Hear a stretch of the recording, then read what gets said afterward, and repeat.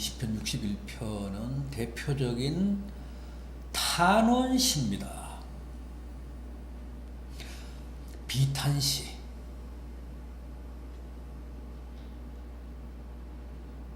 다윗 일생에 가장 힘들고 어려울 때 지은 시. 이때가 주전 979년입니다.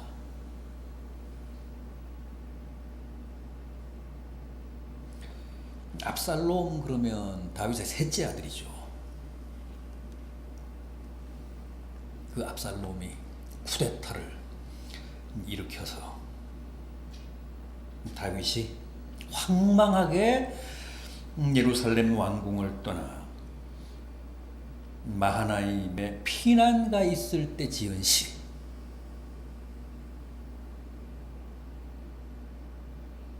그래서 비탄시라고 합니다. 탄원시라고 합니다. 사실 다윗은 압살롬을 가장 좋아했습니다. 가장 총애했습니다. 키도 컸고 이목구비도 준수했습니다. 또 여러 가지 재주가 많아서 유능했습니다. 또 어릴 때부터 아버지의 말씀에 잘 순종해서 다윗이 한때는 자기의 후계자로까지 생각을 했습니다.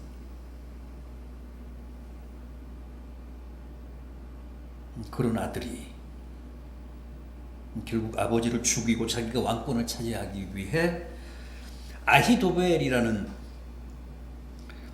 다윗의 참모와 수작해서 반란을 일으켰습니다. 이때 다윗의 나이가 61세, 다윗이 70세에 죽었으니까, 세상을 떠났으니까 거의 말년에 그런 험한 꼴을 당한 겁니다.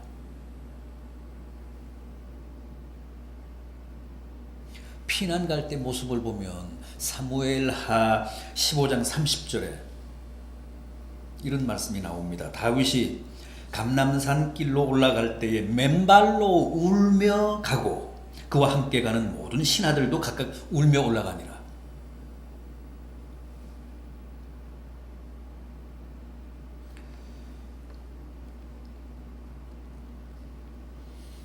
그렇게 피난을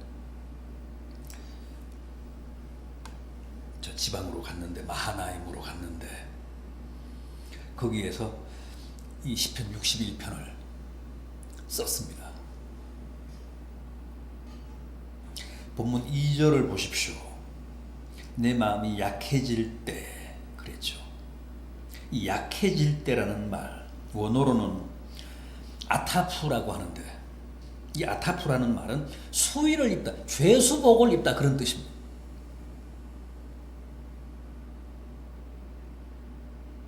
그러니까 그 마하나임의 피난살이가 감옥살이보다 더 힘들었다는 뜻입니다. 죄수복을 입고 험한 감옥살이를 했다는 거죠.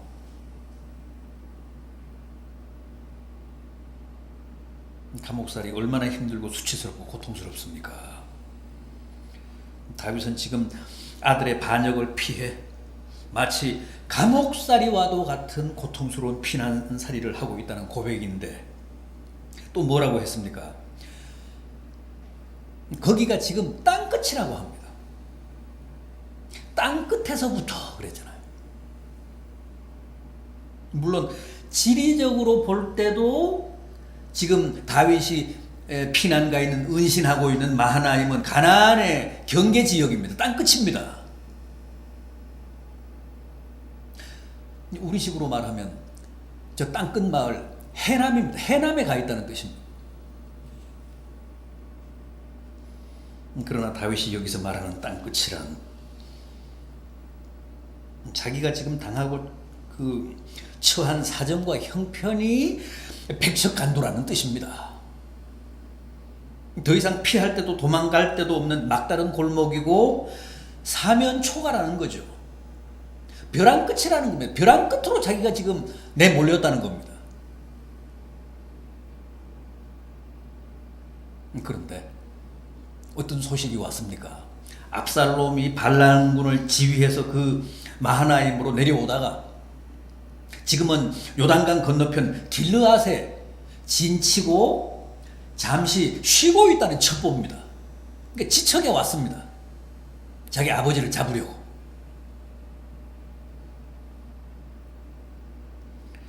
그러니 다윗의 심경, 다윗의 절망감, 다윗의 비애감이 이때 얼마나 컸겠습니까? 그럼에도 다윗이 그때 어떻게 했습니까? 어떻게 하며 그 순간을, 그 절망감과 비애감을 이기고 극복했습니까? 부르짖어 기도했습니다. 오늘 본문 1절을 보십시오. 하나님이여 나의 부르짖음을 들으시며 내 기도에 유의하소서. 2절도 마찬가지입니다. 내 마음이 약해질 때에 땅끝에서부터 주께 부르짖으오리니 나보다 높은 바위 위에 나를 인도하소서. 부르짖었다, 절규하며 큰 소리를 내며 기도했다는 뜻입니다. 오죽했겠습니까? 얼마나 처절하게 울부짖으며 기도했겠습니까? 정말 피를 토하며 기도했을 겁니다. 사실 다윗은 얼마든지 군사를 동원할 수도 있었습니다. 군사를 동원해서 반란군을 제압할 수도 있었습니다. 그러나 그 반란군의 수괴가 누굽니까? 자기가 사랑하는 아들 아닙니까?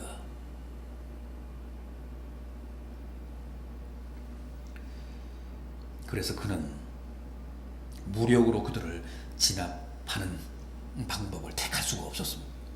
군대를 동원할 수가 없었습니다. 그저 하나님 앞에 부르짖으며 탄원할 수밖에 없었다는 겁니다. 여러분, 오늘 우리도 마찬가지입니다. 살아가다 보면 때로 이 다윗처럼 땅끝으로 내몰릴 때가 있습니다. 천길 벼랑 끝으로 내몰릴 때가 있습니다. 그때 우리의 선택은 오직 하나밖에 없죠. 다윗처럼 하나님께 부르짖는 겁니다. 부르짖어 기도하는 겁니다. 어떤 사람들은, 세상 사람들은 그 벼랑 끝에서 기도하기보다 몸을 던져 자폭하기도 하는데 그건 어리석은 짓입니다. 그건 해결이 아닙니다. 기도해야 합니다. 기도하되 어떻게 하라고요? 절규하며 하는 겁니다. 부르짖으며 하는 겁니다. 다윗은 그렇게 처절하게 부르짖으며 기도해서 하나님의 구원을 얻었습니다.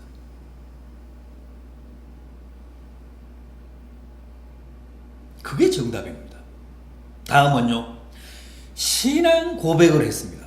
3절을 보십시오. 주는 나의 피난처시오 원수를 피하는 견고한 망대심이니이다. 그 와중에 왜 다윗이 신앙 고백을 했을까요? 어려울 때 땅끝에서 드리는 신앙 고백이 진짜이기 때문에 그렇습니다.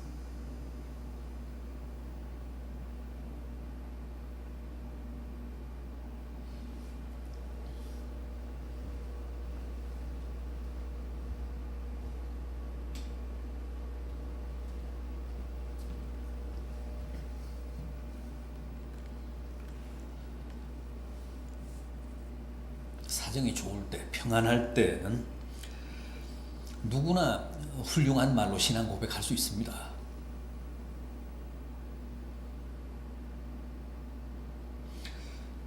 평안할 때는 얼마든지 완벽한 신앙 고백할 수 있습니다. 누구나 다 할 수 있습니다. 그러나 어려울 때, 고통 중에, 땅 끝에서 신앙 고백하기는 쉽지 않습니다. 오히려 하나님을 원망하기 쉽습니다. 신세 타령하기 쉽습니다.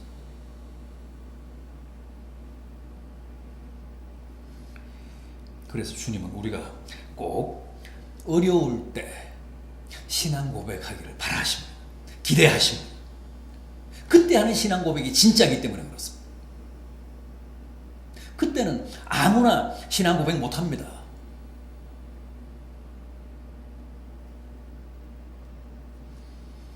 땅끝에 설 때 백척간도에서 꼭 신앙 고백해야 합니다. 그때가 기회입니다. 그때 하는 신앙 고백이 진짜입니다. 다윗을 보십시오. 주는 나의 피난처십니다. 나의 견고한 망대십니다. 주님은 우리로부터 이런 신앙 고백을 들으시면 기뻐하십니다. 우리에 대해 안도하십니다.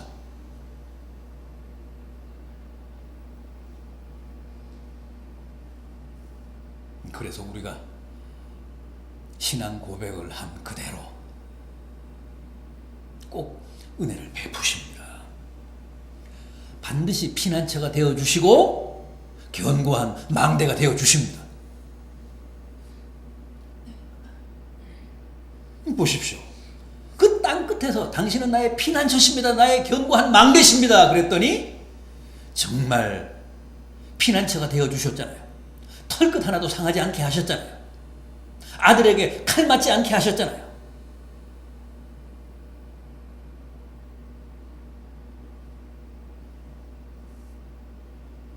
욥도 보십시오. 그 최악의 시험을 당하며 뭐라고 했습니까? 내가 모태에서 알몸으로 나왔사온 즉 또한 알몸으로 그리로 돌아가올지라. 주시니도 여호와시오 거두시는 이도 여호와시오니 여호와의 이름이 찬양을 받으실지로다. 가진 것 다 잃고 몽땅 날리고 정말 알몸으로 욥이 그렇게 하나님 앞에 자기의 신앙을 고백했습니다. 그때 하나님은 욥을 완전히 신뢰하셨습니다. 그래 너의 믿음이 진짜다. 그래서 훗날 갑절의 은혜 7배의 축복을 허락하셨잖아요.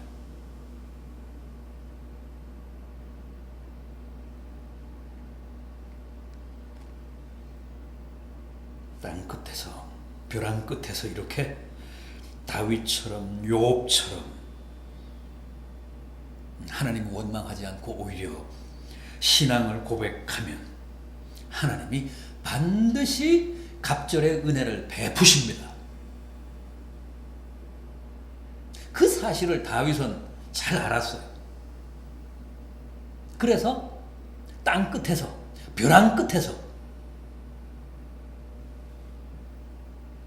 하나님은 나의 피난처시오 나의 견고한 망대십니다. 그렇게 신앙 고백을 드렸던 겁니다. 또 어떻게 했습니까? 서원했습니다. 4절을 보십시오. 내가 영원히 주의 장막에 머무르며 내가 주의 날개 아래로 피하리이다. 5절도 보십시오. 주 하나님이여 주께서 나의 서원을 들으시고 주의 이름을 경외하는 자가 얻을 기업을 내게 주셨나이다. 서원 기도는 그야말로 비상한 기도죠. 그래서 그만큼 호소력이 큽니다. 다윗 보십시오. 지금 그 백척간도에서 나를 구해 주시면 내가 영원히 주의 장막에 머무르겠습니다.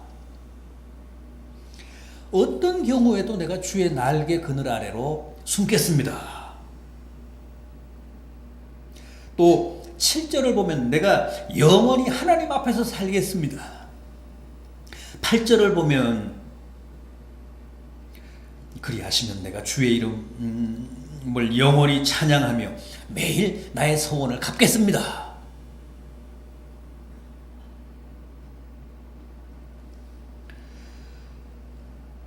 이렇게 다윗은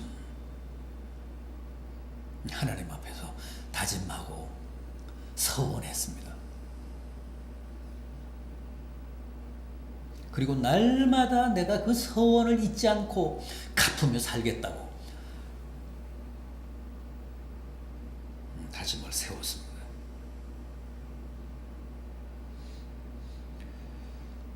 이런 기도는 하나님이 반드시 응답하십니다. 반드시 들어주십니다.